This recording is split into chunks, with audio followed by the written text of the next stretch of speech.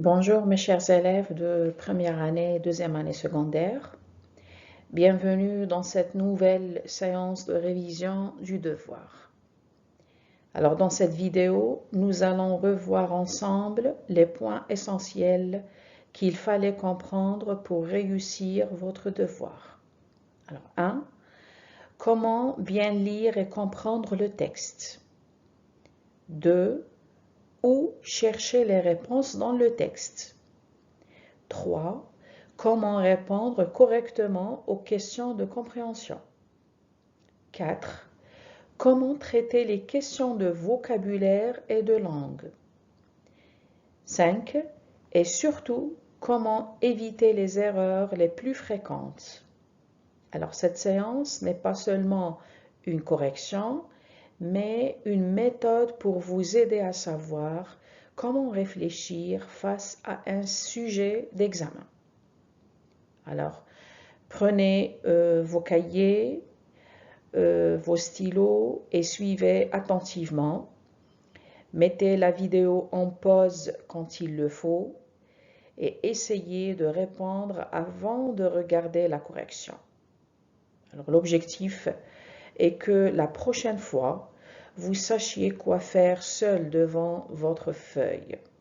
Bon courage à tous et bonne révision. Description de notre séance. Dans cette séance, nous faisons une simulation du devoir pour apprendre aux élèves comment réfléchir, gérer le temps et éviter les erreurs fréquentes. Alors, ce qu'il ne faut pas faire dans un devoir, copier le texte au lieu de reformuler.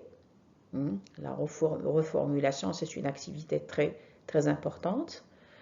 Dans l'activité de réflexion, de résumé, de production. 2. Répondre sans lire toute la question. Alors, copier le texte au lieu de reformuler. Répondre sans lire toute la question. Chercher le synonyme dans le dictionnaire au lieu du texte. Je l'ai dit la dernière fois, le synonyme d'un mot, vous devez le trouver dans le contexte, ça veut dire dans la phrase, dans le texte, pas dans un dictionnaire. 4. Résumer en gardant les exemples. Alors, ces 4 points, c'est ce qu'il ne faut pas faire dans un devoir. Avant de répondre, il faut lire toutes les questions, lire le texte une première fois. Alors, quand je dis première fois, ça veut dire il y aura deuxième fois, troisième fois. Mais là, vous devez lire le texte une première fois pour souligner les mots-clés. Alors là, pour le résumé, les élèves des classes scientifiques ne sont pas concernés par l'activité de production écrite et résumé. Ça veut dire le sujet de devoir contiendra seulement un texte, des questions de compréhension et une question de réflexion. Les classes scientifiques. Les classes de lettres, première année secondaire, lettres, classe de lettres. Alors là, on va leur proposer un texte, question de compréhension, une question de réflexion et une activité de production. Alors dans l'activité de production écrite, vous aurez le choix, ça veut dire vous choisissez soit le résumé, l'activité du résumé, ou bien la production libre. Alors pour le résumé, il faut supprimer les exemples, garder les idées essentielles et reformuler. Alors veuillez revoir la troisième séance, la troisième vidéo, là où j'ai expliqué comment résumer, comment reformuler les idées essentielles d'un texte. Alors, la gestion du temps. La majorité des élèves ratent leurs devoirs parce que tout simplement, ils n'arrivent pas à gérer leur temps. Alors, la gestion du temps, elle est très importante. Alors, ça veut dire développer cette compétence. Pour les élèves des classes de lettres, bon, ils auront 2 heures, devoir de 2 heures, les classes scientifiques 1 heure. Alors pour les classes de lettres, 2 heures seront normalement réparties en 5 parties. Alors la première étape, le premier moment, c'est le moment de la lecture du texte. Ça veut dire que ça peut ne pas prendre plus de 10 minutes. La compréhension, 30 minutes. Vocabulaire, 20 minutes. Résumé ou bien production, 40 minutes. Relecture, 10 minutes. Alors pour les scientifiques, 1 heure, vous enlevez 5 minutes. Alors vous laissez 5 minutes pour la lecture du texte. La compréhension, ça veut dire vous allez devoir répondre aux questions de compréhension en 15-20 minutes. Vocabulaire, 10 minutes. La relecture, ça veut dire le reste. Et la question de réflexion pouvait consacrer, ça veut dire on peut consacrer 10 minutes pour la question de réflexion. Relecture, 5 minutes. Alors, ça vous donne 1 heure de travail.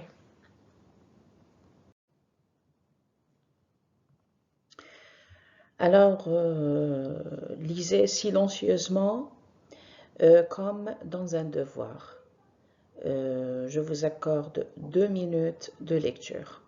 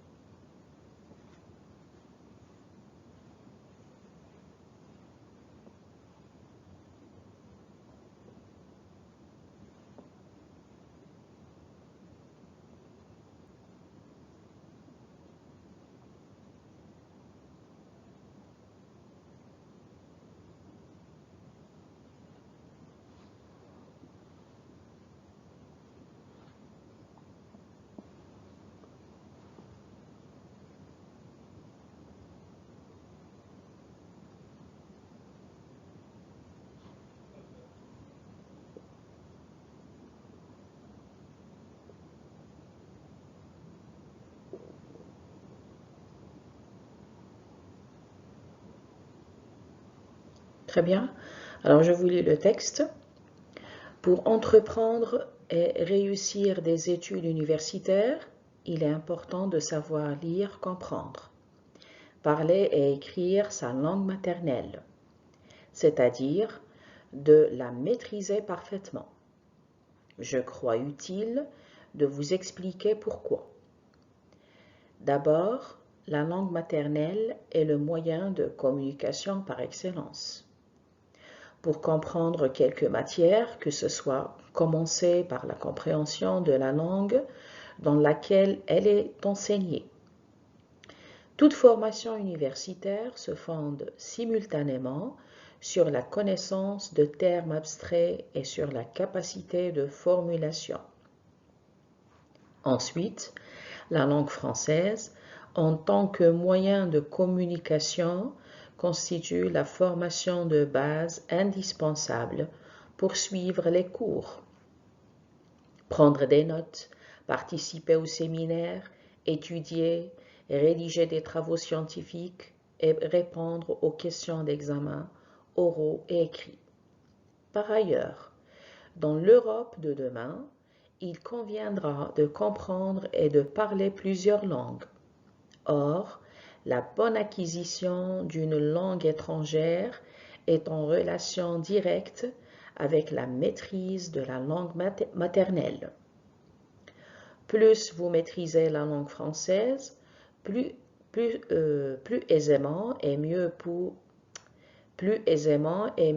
vous apprendrez une ou plusieurs langues étrangères.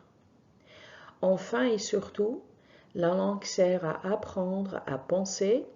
C'est par son intermédiaire que vous pourrez vous approprier des outils de pensée, tels qu'un raisonnement logique, des méthodes d'analyse, de critique, de comparaison et de synthèse. La conclusion s'impose d'elle-même. Si demain, vous voulez réussir à l'université dans quelque faculté que ce soit, et si vous avez envie d'apprendre avec plaisir des langues étrangères, mettez toute votre énergie dans le cours de français d'aujourd'hui. Et de cap en cap, scénario pour le français d'aujourd'hui. Voilà, alors faites attention s'il vous plaît, lisez bien la référence du texte, scénario pour le français d'aujourd'hui. Alors maintenant, on passe aux questions de compréhension de l'écrit. Première question de compréhension, de quel type est ce texte? Quel est son thème? 2. Selon l'auteur, que faut-il faire pour réussir ses études supérieures? 3. Sur quelle base est fondée la formation universitaire? 4. Toute formation universitaire se fonde simultanément sur la connaissance de termes abstraits et sur la capacité de formulation. Le mot souligné veut dire en même temps ou bien tour à tour. 5. Relevez du texte les mots et les expressions qui se rapportent à communication. 6. Selon l'auteur, la langue permet de façonner la réflexion et accroît la possibilité de réussir ses études universitaires. C'est un passage extrait. Non, ce n'est pas un passage extrait, c'est un passage reformulé. Alors, relevez du texte le passage qui exprime la même idée. Alors, regardez bien, toutes les questions sont des questions de compréhension du texte. Alors, je vous accorde 2 minutes pour bien lire les questions.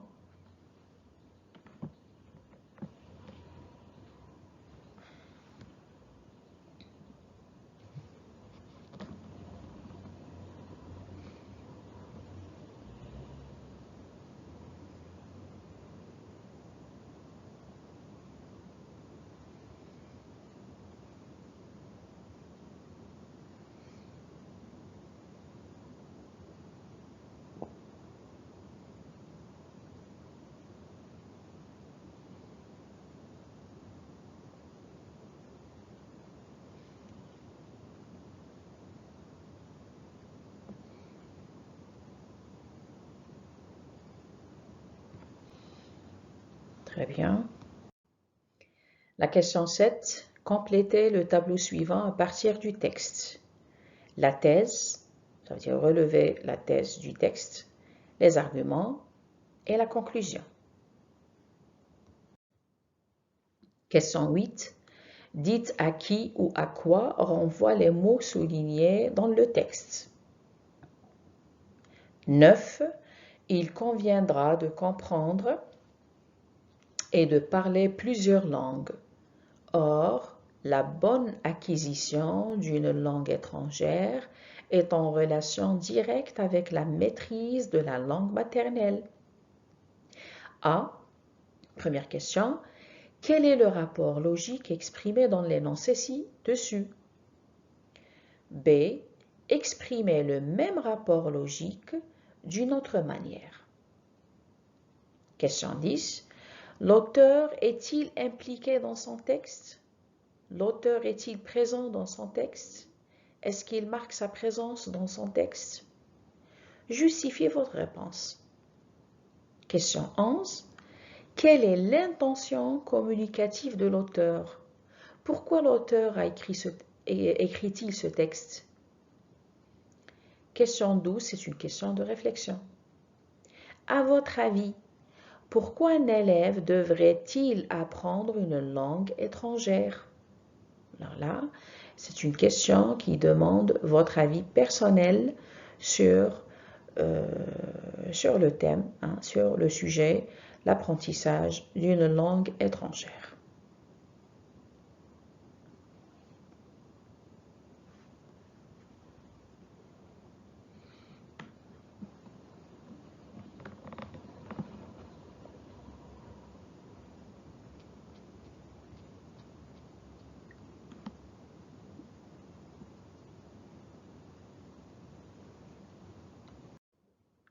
Alors, venons à la première question, là où on vous a demandé de, de trouver de quel type, quel est le type du texte. Alors ici, pour trouver le type du texte, je ne lis pas tout le texte. Je regarde les verbes, les adjectifs utilisés par l'auteur et aussi l'intention de l'auteur. Par exemple, ici dans le premier paragraphe, l'auteur a utilisé le verbe d'opinion, croire. Je crois, il a utilisé l'expression d'opinion, je crois. Alors, je comprends directement que l'auteur avance son point de vue. Le deuxième paragraphe, l'auteur, par exemple, quand il a dit la langue maternelle est le moyen de communication par excellence, il a utilisé un mot positif, excellence. Ça se voit qu'il est en train de défendre la langue maternelle. Troisième paragraphe, la langue française en tant que moyen de communication constitue la formation de base indispensable. Alors, il a utilisé l'adjectif indispensable pour montrer l'importance de la langue maternelle. L'intention, ça veut dire on comprend que l'auteur a écrit ce texte pour convaincre son lecteur. Il essaie de convaincre ses lecteurs sur l'importance de la langue maternelle. Alors c'est un texte, on va dire, c'est un texte argumentatif. La deuxième question, c'était la question sur le thème, ça veut dire l'idée générale. Alors ici, l'idée générale, il suffit de lire le début et la fin du texte. Alors le début du texte, on va lire le premier passage. Pour entreprendre et réussir des études universitaires, il est important de savoir lire, comprendre, parler et écrire sa langue maternelle, c'est-à-dire de la maîtriser parfaitement. Alors le thème avancé par l'auteur dans ce passage, on parle de l'importance de la langue maternelle. Il a dit, il est important de savoir lire, comprendre, parler, écrire dans sa langue maternelle. Alors maintenant, si on va à la fin, on va lire le dernier passage. Si demain vous voulez réussir à l'université, dans quelque faculté que ce soit, et si vous avez envie d'apprendre avec plaisir des langues étrangères, mettez toute votre énergie dans le cours de français d'aujourd'hui. Alors ici, il a cité la langue française, le français. Ça se voit que l'auteur de ce texte est français. Alors sa langue maternelle, c'est le français. Alors la langue maternelle, tout simplement, c'est la langue mère. C'est la langue qu'on boit avec le lait de la mère ou de la maman. L'oral la langue maternelle. Par exemple, nous les Algériens, notre langue maternelle, c'est l'arabe algérien. Voilà, alors puisque ici on comprend que la langue française est la langue maternelle de l'auteur. L'auteur, ça se voit que l'auteur est français. Si vous avez bien remarqué aussi dans le texte, 1, 2, 3, 4e paragraphe, l'auteur a cité le nom d'un lieu, d'un continent qui est l'Europe. Alors, on parle tout simplement, le thème abordé par l'auteur, c'est la langue maternelle ou bien l'importance de la langue maternelle ou bien l'importance de la maîtrise de la langue maternelle. Alors la question 3, ici on a dit sur quelle base est fondée la formation universitaire, hein? Sur quelle base est fondée la formation universitaire. Alors dans la question, il y a le mot-clé ou le verbe est fondé. Il y a aussi la formation universitaire. Alors vous allez directement vers le deuxième paragraphe. La réponse paraît claire. La fin du deuxième paragraphe. Toute formation universitaire se fonde simultanément sur la connaissance de termes abstraits et sur la capacité de formulation. Hein? Ça veut dire là, vous allez directement au deuxième paragraphe, vous allez trouver la bonne réponse. Alors là, je vous présente le corrigé type. Et là, ça veut dire que je vous écris un passage très très important. Ça veut dire un passage d'or pour réussir un sujet de devoir. Chaque question a un endroit précis dans le texte. Alors, votre travail est de trouver où regarder. Hein, ça veut dire ce qui est important dans un sujet de devoir ou pour réussir un sujet de devoir, ce n'est pas l'intelligence ou c'est comment trouver la réponse. Comment ou la méthode à travers laquelle, ça veut dire vous trouverez la réponse, la bonne réponse.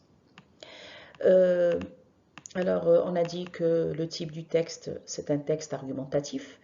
On a bien compris ensemble que l'auteur, ça veut dire ne raconte pas, ça veut dire il n'était pas en train de narrer des actions, des événements. Hein.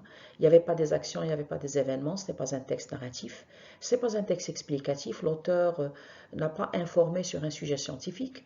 On a déduit que l'auteur a écrit ce texte pour défendre la langue maternelle. Alors c'est un texte argumentatif. On l'a bien, ça veut dire les indices qui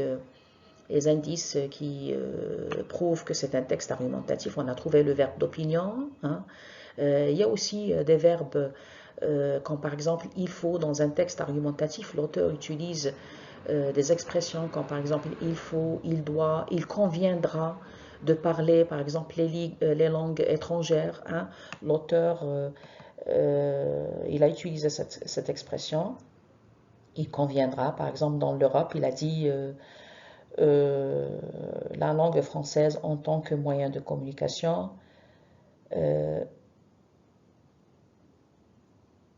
Bon, il a utilisé, oui, dans le quatrième paragraphe, par ailleurs, dans l'Europe de demain, il conviendra de comprendre et de parler plusieurs langues. Hein, ça veut dire il faut parler plusieurs langues. Alors, dans un texte argumentatif, vous trouvez, ça veut dire des expressions comme ça. Il faut, il est nécessaire, il est important, il doit. Voilà, les verbes d'opinion. L'intention de l'auteur, c'est convaincre. Hein. Il vise à convaincre ses lecteurs sur l'importance de la langue maternelle. Alors, c'est un texte argumentatif. Le thème, on l'a détecté facilement du début du texte. Ça veut dire qu'il faut aller directement vers le début et la fin du texte. Vous trouverez, ça veut dire au début du texte, l'auteur présente le sujet, présente le thème, et à la fin, il confirme ce qu'il a dit au début. Alors, il parle de la langue maternelle. Troisième, ou bien la deuxième question, selon l'auteur,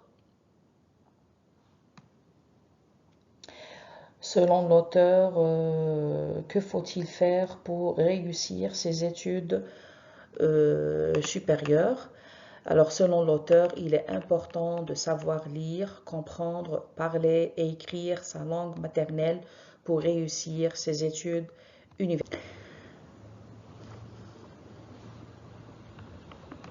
Alors la troisième question, c'est la question, ou bien la deuxième question, selon l'auteur, que faut-il faire pour réussir ses études supérieures? Alors ici, on cherche ou on demande la thèse de l'auteur. Où est la thèse de l'auteur? Alors, si on va relire le premier passage, le premier paragraphe, pour entreprendre et réussir des études universitaires, il est important de savoir lire, comprendre, parler et écrire sa langue maternelle, c'est-à-dire de la maîtriser parfaitement. Je crois utile de vous expliquer pourquoi. Alors là, il y a une expression d'opinion utilisée par l'auteur. Je crois. Mais est-ce que la thèse existe après l'expression d'opinion? Je crois.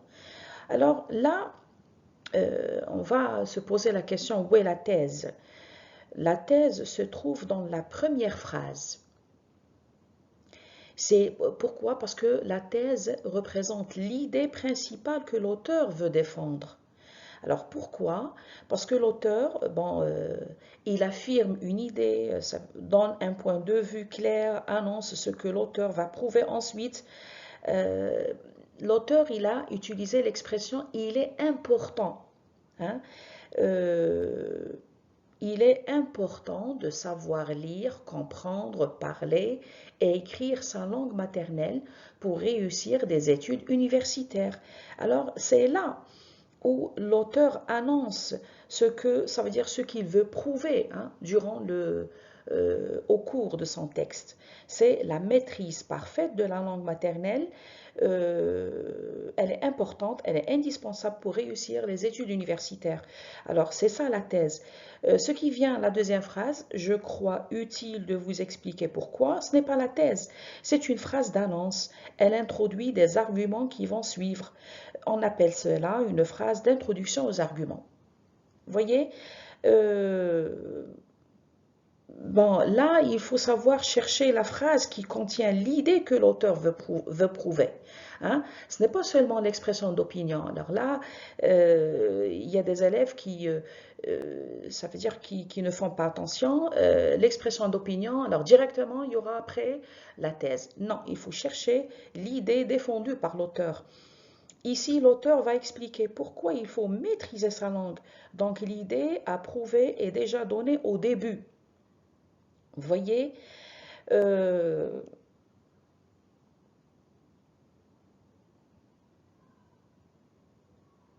alors je pense que c'est clair. Toujours, il faut se poser la question, quelle est l'idée que l'auteur veut défendre? Hein? Quelle est l'idée que l'auteur veut défendre? Alors, cherche l'opinion de l'auteur, hein, par des explications. Là, l'opinion de l'auteur, il est toujours précédé, toujours avant l'idée. L'opinion de l'auteur, parfois, on trouve des expressions comme « il est important »,« il faut »,« on doit ». Je pense que, je crois que, il est nécessaire de. Alors, ce sont les indices de la thèse. Ce sont les indices qui me montrent où est la thèse de l'auteur. Vous voyez? Alors, il est important de savoir lire, comprendre, parler et écrire sa langue maternelle pour réussir des études universitaires. Alors, la thèse, c'est une phrase qui a un sens complet. Ça veut dire elle est complète. Regardez là,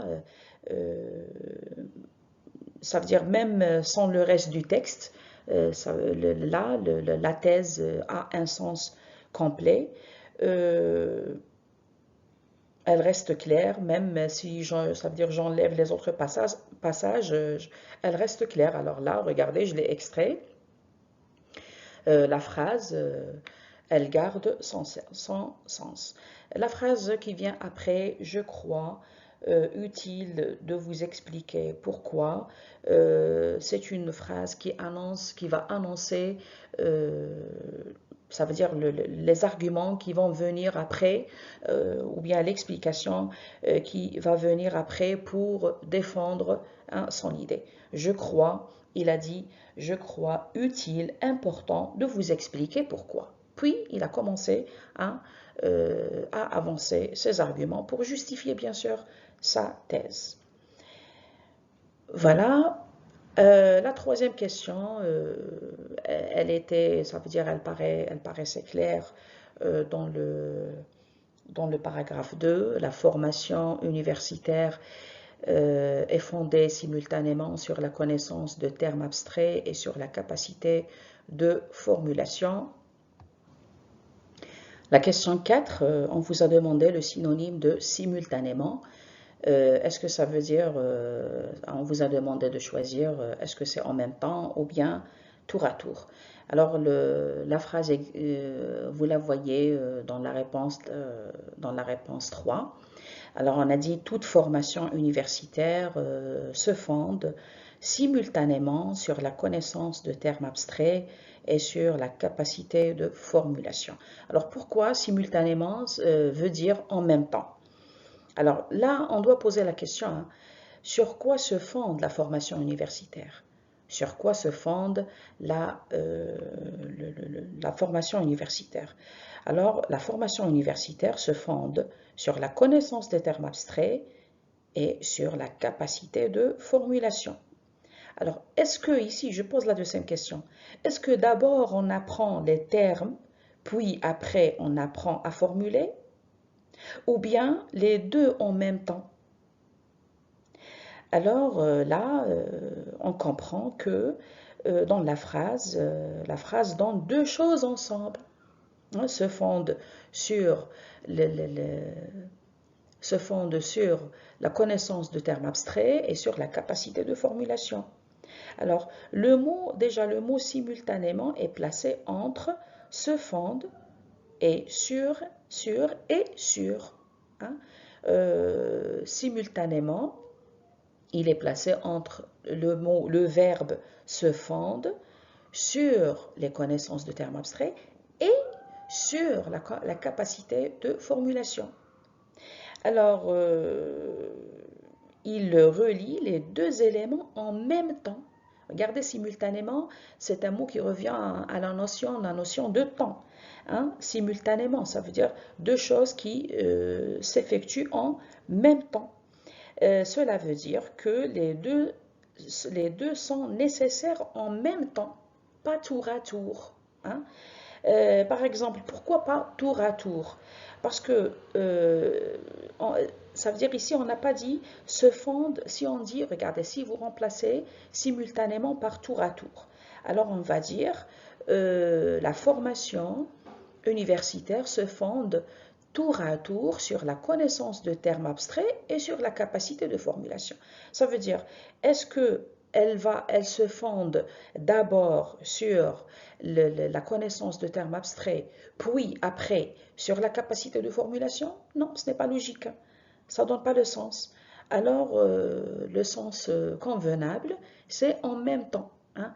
Ça veut dire la formation universitaire se fonde sur deux notions ou deux choses en même temps, qui se passent en même temps. Ça veut dire les deux éléments en même temps, la connaissance de termes abstraits et sur la capacité de formulation.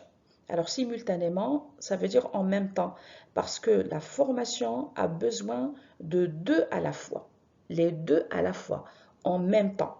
Pas, ça veut dire le premier, puis après, ça veut dire après un temps, hein, on va apprendre où ils se fondent sur le deuxième. Hein, les deux choses ou les deux éléments à la fois. Alors toujours pour comprendre un mot, regarde ce qu'il relie dans la phrase. Hein. Là, il y a la conjonction de coordination qui est le et. Hein. Alors je pense que, j'espère que c'est clair pour vous. Par exemple, je vous donne un exemple. On dit que pour faire la différence entre en même temps et tour à tour. Je dis par exemple, les élèves parlent en même temps. Les élèves participent en même temps, simultanément. Ça veut dire qu'ils parlent tous à la fois, en même temps, le désordre.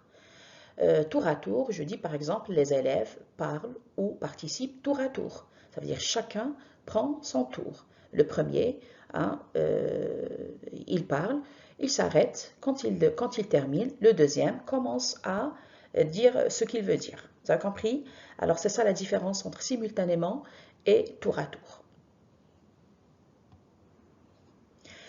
Cinquième question, 4 mots ou expressions qui se rapportent à communication. Ici, on vous a demandé les mots du champ lexical. Alors, communication, champ lexical, des mots qui se rapportent au mot communication. On a connaissance, hein. Si on n'a pas de connaissance, on n'arrive pas, à communiquer avec les autres. Termes abstraits, langue maternelle, outils de pensée. Alors la question 6, selon l'auteur, la langue permet de façonner la réflexion et accroît la possibilité de réussir ses études universitaires. Alors la question c'était dans le texte, vous relevez du texte le passage qui exprime la même idée, hein. Alors le passage que vous voyez ici, c'est là on a reformulé une idée qui existe dans le texte ou une idée dite par l'auteur dans le texte. Alors on va démonter la phrase. Et si vous avez bien remarqué, j'ai souligné des verbes comme par exemple permet, accroît, ce sont des verbes qui donnent l'idée, ce sont des mots-clés. On a souligné aussi façonner, la réflexion. Alors la langue, qu'est-ce que ça veut dire la langue? La langue, tout simplement, c'est une façon de parler et d'écrire. Je dis le français a sa façon de parler et de rédiger, d'écrire. Façonner, c'est former, c'est construire. Je dis par exemple, façonner, c'est un mot de la même famille de façon. Je dis par exemple, l'enfant à l'école primaire, il façonne avec ses mains, il façonne la pâte à modeler. Alors il crée des objets, hein. Par exemple, il peut créer des vases, il peut créer, je sais pas, des objets, hein. Voilà, ça veut dire il donne une forme à quelque chose. Réflexion, c'est la pensée. Réflexion, c'est un mot de la même famille de réfléchir, hein, tafkir. Accroît, c'est le verbe accroître, ça veut dire augmente, augmenter. Par exemple, je dis par exemple le prix de l'essence a encore augmenté cette semaine. Je dis par exemple le vendeur vise à augmenter ses ventes. Je dis par exemple l'élève travaille pour augmenter ses capacités, ses compétences, par exemple en langue française. Voilà. Alors là, si on remplace ces mots par leur définition, par leur synonyme. Alors, on va dire, selon l'auteur, la langue, on va dire, la façon de parler et d'écrire aide à construire, hein, façonner, ça veut dire construire, permet, je vais dire aider. Alors, la façon de parler et écrire, c'est la langue, aide à construire la pensée et augmente les chances de réussir ses études. Alors là, vous allez au deuxième paragraphe, lorsque l'auteur dit d'abord la langue maternelle, ça veut dire la langue française, hein, pour lui. Pour lui, la langue maternelle, c'est la langue française. اللغة الأم c'est عندهم هي اللغة الفرنسية. La langue maternelle est le moyen de communication par excellence. Non, c'est dans le troisième paragraphe. Ensuite, la langue française en tant que moyen de communication constitue, hein, construire, façonne, constitue la formation de base indispensable, ça veut dire importante, pour suivre les cours, prendre des notes, participer aux séminaires, étudier, rédiger des travaux scientifiques et répondre aux questions d'examen oraux et écrits. Alors, que fait l'étudiant à l'université? Qu'est-ce qu'il fait? Il fait tout ça. Il suit ses cours, prendre des notes, participer aux séminaires, étudier, rédiger des travaux scientifiques et répondre aux questions d'examen écrits et oraux. Alors, on a remplacé tout ça avec son équivalent qui est les études universitaires. Et voilà.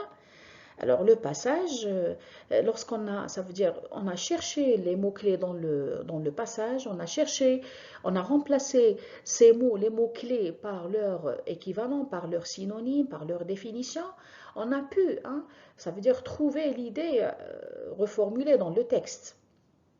Alors le passage qui exprime la même idée dans le texte, c'est dans le troisième paragraphe.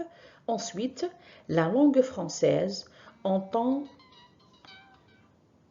La langue française, en tant que moyen de communication, constitue, alors la langue française, hein, en tant que moyen de communication, ça veut dire, ici on parle de la communication verbale, orale ou bien écrite. Hein, ça veut dire on peut communiquer par écrit ou bien par la voix orale. En tant que moyen de communication, constitue la formation de base indispensable pour suivre les cours, prendre des notes, participer au séminaire, étudier, rédiger de travaux scientifiques et répondre aux questions d'examen oraux et écrits. Voilà. Alors, j'espère que vous avez bien compris la logique, hein, la méthode Alors, toujours, je le dis toujours, il faut discuter avec le sujet, avec la phrase, avec le passage donné, chercher les mots-clés, remplacer les mots-clés par leur synonyme, hein, vous trouverez la réponse. La question 7, complétez le tableau suivant à partir du texte. Alors, on vous a proposé une grille de 2 colonnes et 3 lignes, les 3 parties qui construisent un texte argumentatif, la thèse, les arguments et la conclusion. Alors la thèse, elle est dite, ça veut dire on l'a relevée au début dans la deuxième question. Pour réussir des études universitaires, il faut maîtriser parfaitement la langue maternelle. On a essayé de reformuler. Dans le texte, dans le premier paragraphe, l'auteur a dit « Pour entreprendre et réussir des études universitaires, virgule, il est important de savoir lire, comprendre, parler, écrire sa langue maternelle. » Alors, nous, ça veut dire on a reformulé un peu, on a changé la structure de la phrase. Alors on a dit, pour réussir des études universitaires, il faut maîtriser la langue maternelle. Ça veut dire, j'ai remplacé savoir lire, comprendre, parler, écrire. Alors tout ça, c'est quand je sais parler, ça veut dire je sais écrire, parler dans ma langue, ça veut dire que je maîtrise la langue. Voilà. Alors, pour réussir des études universitaires, il faut maîtriser parfaitement sa langue maternelle. Les arguments, alors ici, si vous avez remarqué dans le texte, les arguments étaient introduits par les introducteurs d'arguments, d'abord, ensuite, par ailleurs, enfin. Alors, ça veut dire les arguments paraissent clairs. Alors, dans le deuxième paragraphe, l'auteur a dit d'abord, la langue maternelle est le moyen de communication par excellence. Là, l'auteur a utilisé le mot excellence. On a reformulé l'argument. Alors, on a dit la langue maternelle constitue le principal outil de communication et le moyen de... Alors, on a dit la même chose. Hein. La langue maternelle est le moyen de communication par excellence. Ça veut dire que c'est le moyen de communication le plus important, le plus principal. Alors, on a dit la langue maternelle constitue le principal outil de communication. Deuxième argument, ensuite, la langue française en tant que moyen de communication constitue la formation de base indispensable pour suivre les cours, prendre des notes, participer au séminaire, étudier, rédiger des travaux scientifiques et répondre aux questions d'examen oraux et écrits. Alors là, vous pouvez, ça veut dire utiliser les questions, les réponses ou les questions données dans le sujet, hein, ça veut dire vous utilisez un peu de l'intelligence. Dans la question 6, hein, avant la question 7, ici, dans la question, on nous a donné la même idée reformulée. Selon l'auteur, alors, la langue permet de façonner la réflexion et accroît la possibilité de réussir ses études universitaires. Alors j'ai pris le passage tel qu'il est dans la question 6, parce que c'est la reformulation de l'argument 2. Voilà. Alors 3. Par ailleurs, dans l'Europe de demain, il conviendra de comprendre et de parler plusieurs langues. Or, la bonne acquisition d'une langue étrangère est en relation directe avec la maîtrise de la langue maternelle. Alors là, il faut faire... Bon, normalement, la thèse, elle est là, ça veut dire elle est dans les deux phrases. Alors là, quand on dit dans l'Europe de demain, il conviendra de comprendre et de parler plusieurs langues. Alors si je m'arrête ici, l'idée, ça veut dire elle n'est pas achevée, elle n'est pas finie. Hein. L'auteur a ajouté, or, ça veut dire il va vers il introduit une idée, je ne sais pas, je peux dire dans l'autre côté. Or, la bonne acquisition d'une langue étrangère est en relation directe avec la maîtrise de la langue maternelle. Il complète la première idée. C'est si comme l'auteur ici, il dit, on croit, ça veut dire que c'est bien de parler plusieurs langues étrangères, mais pour maîtriser ces langues étrangères ou pour parvenir ça veut dire à parler ces langues étrangères, il faut au début, il faut maîtriser la langue maternelle. Vous croyez, vous avez bien compris? Alors là, pour s'exprimer aisément, c'est la même idée. Hein. Pour s'exprimer librement, aisément dans une langue étrangère, il est utile, il est important de maîtriser la langue mère. Alors, l'argument, ça veut dire, ça commence dans l'Europe de demain, il conviendra de comprendre et de parler plusieurs langues. L'auteur n'a pas fini encore son argument, point. Or, la bonne acquisition d'une langue étrangère pour bien apprendre ou pour bien maîtriser la langue étrangère, la langue étrangère est en relation directe avec la maîtrise de la langue maternelle. Hein. L'argument se termine là. Alors, puis il explique que plus vous maîtrisez la langue française, ça veut dire la langue maternelle, plus aisément et mieux vous apprendrez une ou plusieurs langues étrangères. Voyez? Alors, pour s'exprimer aisément dans une langue étrangère, il est important, il est utile de maîtriser la langue mère. Le dernier argument, enfin et surtout, ici l'auteur a utilisé une modalité de certitude, la langue sert à apprendre à penser. Voilà. Alors, la langue aide avant tout, hein, parce qu'il a dit surtout, hein, la langue aide avant tout à développer la pensée, hein, à développer la réflexion, la façon de méditer, de réfléchir chez l'individu. Voilà. Alors, la conclusion... L'auteur, dans le texte, il dit « La conclusion s'impose d'elle-même. Hein. » Là, il confirme sa thèse. La conclusion s'impose d'elle-même si demain, hein, ça veut dire il a commencé son passage par si, hein, la condition.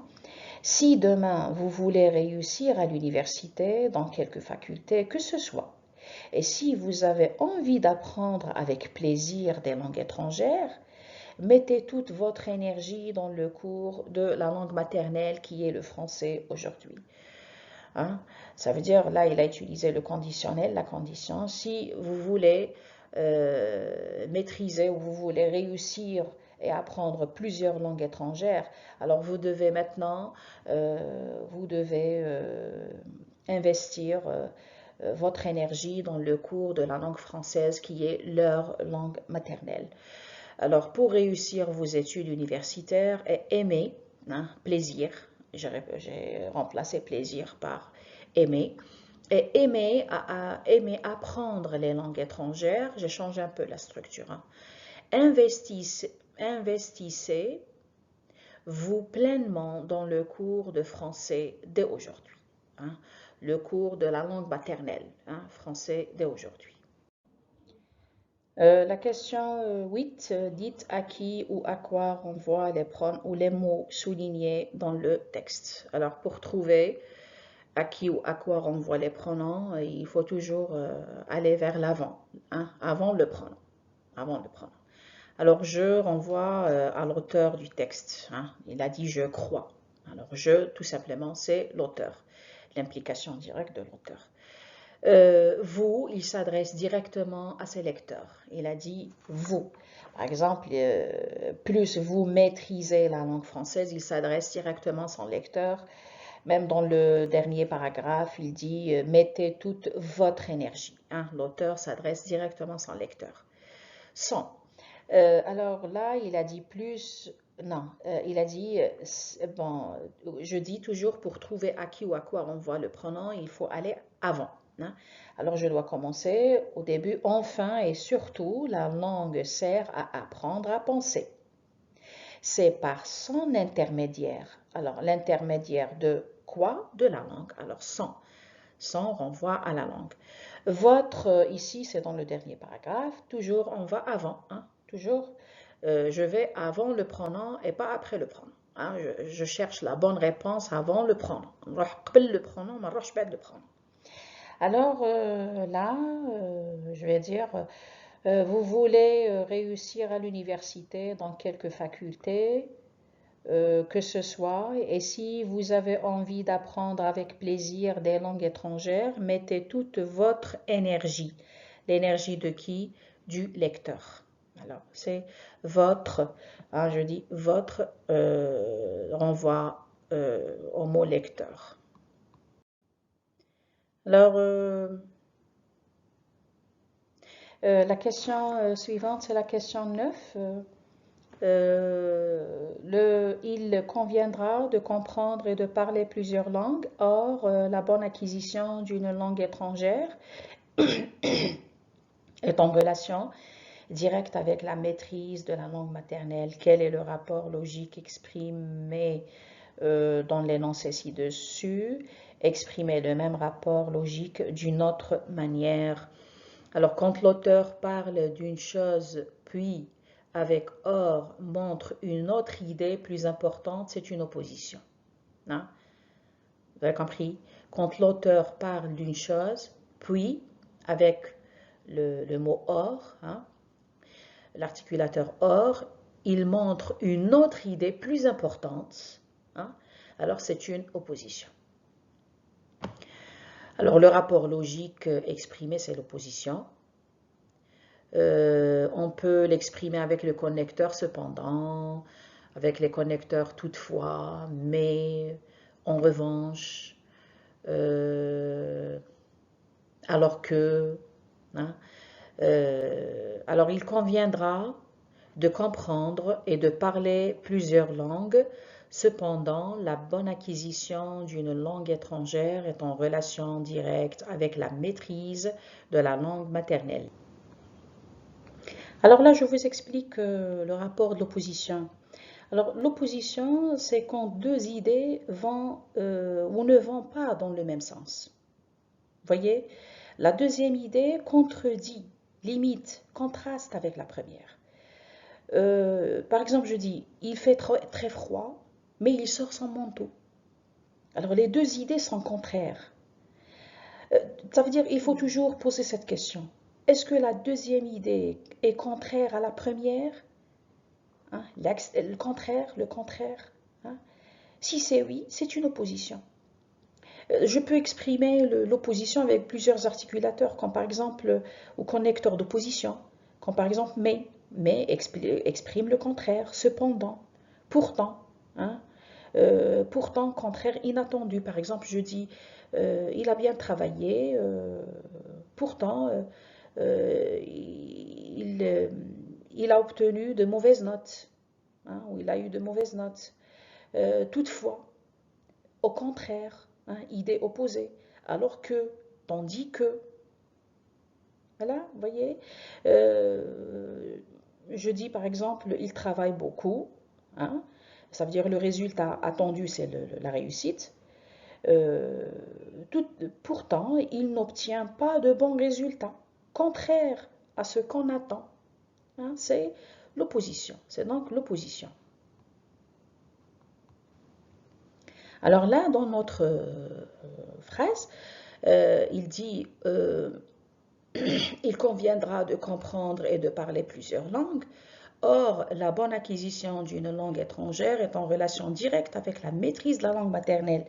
Alors ici, la proposition qui vient après or sert à introduire une idée qui va dans un autre sens que la première. La première idée, il conviendra, ça veut dire il conviendra de comprendre et de parler plusieurs langues, ça veut dire il faut parler plusieurs langues étrangères. La deuxième idée qui vient après or, il faut d'abord maîtriser la langue maternelle avant d'aller apprendre les langues étrangères. Alors là, on parle de langue étrangère, puis on parle de langue maternelle, on parle de la langue étrangère, puis on parle de la langue maternelle. On passe de l'extérieur vers l'origine. Alors, c'est une opposition d'idées. C'est une opposition d'idées.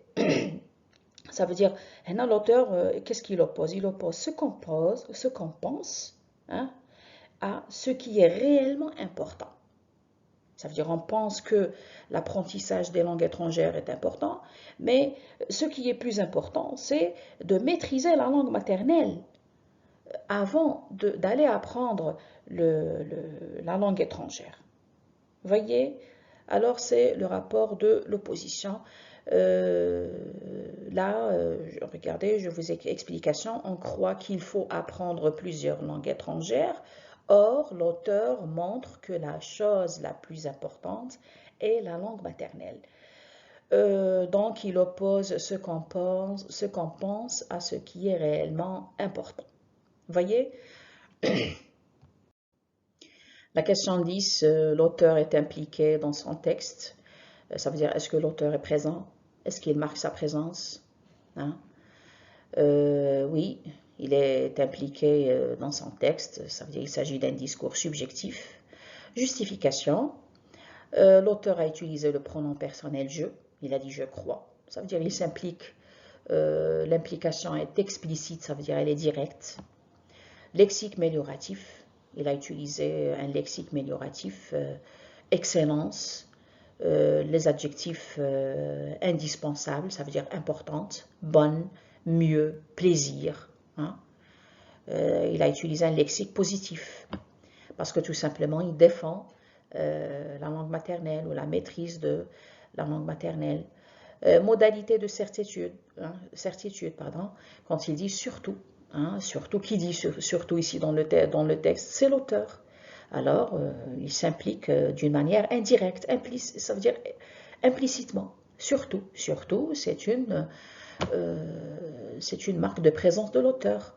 Le conditionnel si, il a utilisé si. Alors, le conditionnel, c'est une marque de présence de l'auteur. Hein, qui nous parle, il s'adresse directement à son lecteur, il dit si vous voulez apprendre plusieurs langues étrangères, alors il faut investissez vos efforts maintenant, aujourd'hui, dans la langue française. Voilà. Alors l'intention communicative du texte, c'est une question que je dois poser au début, ça veut dire de ma lecture. Pourquoi l'auteur a écrit ce texte? Il a écrit à travers ce texte, l'auteur vise à convaincre ses lecteurs sur l'importance de maîtriser la langue maternelle. Voilà. Alors la question de réflexion. Alors on a dit à votre avis,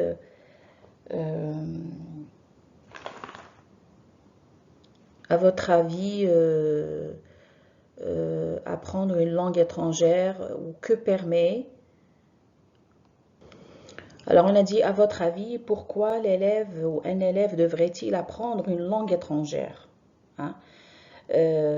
Pour répondre à une question de réflexion, il faut toujours bien lire la question, et repérer ce qu'on demande. Est-ce qu'on demande, ça veut dire votre avis? Alors déjà dans la question ici on a dit à votre avis. Ça veut dire que vous devez, là, vous comprenez directement que on demande votre point de vue, votre avis sur le sujet. Deuxième question que vous devez poser, sur quel sujet? Alors ici, sur l'apprentissage de la langue étrangère pour un élève.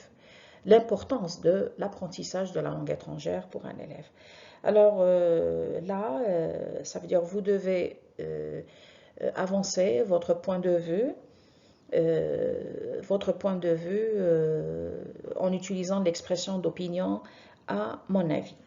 Alors l'élève, vous devez commencer par une expression, comme je viens de le dire, à mon avis, pardon, et chaque raison répond pour justifier, chaque raison répond à pourquoi. Ça veut dire, vous avancez votre point de vue et vous dites pourquoi. Ça veut dire que vous argumentez. Vous avancez des arguments qui justifient votre point de vue.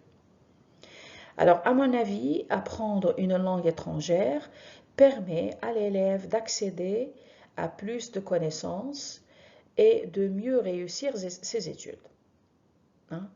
Là, j'ai avancé 2 arguments, pas plus. Vous avez compris? Alors, dans une question de réflexion, on ne cherche pas la réponse du texte, on cherche votre avis personnel, des raisons pour appuyer votre avis. Alors ici, la question de réflexion commence par l'expression « à votre avis ». Par exemple, si la question commence par des expressions d'opinion, êtes-vous d'accord? Pensez-vous? Croyez-vous? Voyez-vous? Alors là, vous comprenez qu'il s'agit, ça veut dire que vous deviez avancer votre point de vue. Mais si par exemple la question de réflexion commence par des verbes comme par exemple expliquer, citer, dites, alors là, on demande, ça veut dire, ici on ne demande pas votre avis ou votre point de vue, mais on demande une explication, une information.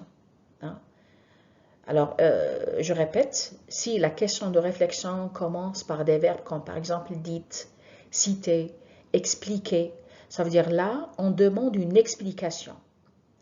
On demande que vous expliquiez, par exemple, vous expliquez, je ne sais pas, une idée, un sujet. Si la question de réflexion commence par des expressions d'opinion, comme par exemple à votre avis, êtes-vous d'accord, pensez-vous, croyez-vous, alors là, on demande votre point de vue. Alors, je pense que c'est clair. Et voilà. Alors, concernant le résumé, bon, les classes scientifiques, ils sont concernés seulement par le texte, les questions de compréhension, la question de réflexion. Pour les classes de lettres, ils auront aussi la question de l'activité de la production écrite, résumé ou bien production écrite. Alors, les classes de lettres, veuillez revoir la séance 3 et 4, ça veut dire la vidéo 3, là où j'ai expliqué comment résumer, la vidéo 4, là où j'ai expliqué comment répondre à une question de production libre. Voilà. Alors, merci d'avoir suivi cette séance. N'oubliez pas, comprendre la méthode est plus important que la réponse. À la prochaine vidéo et merci.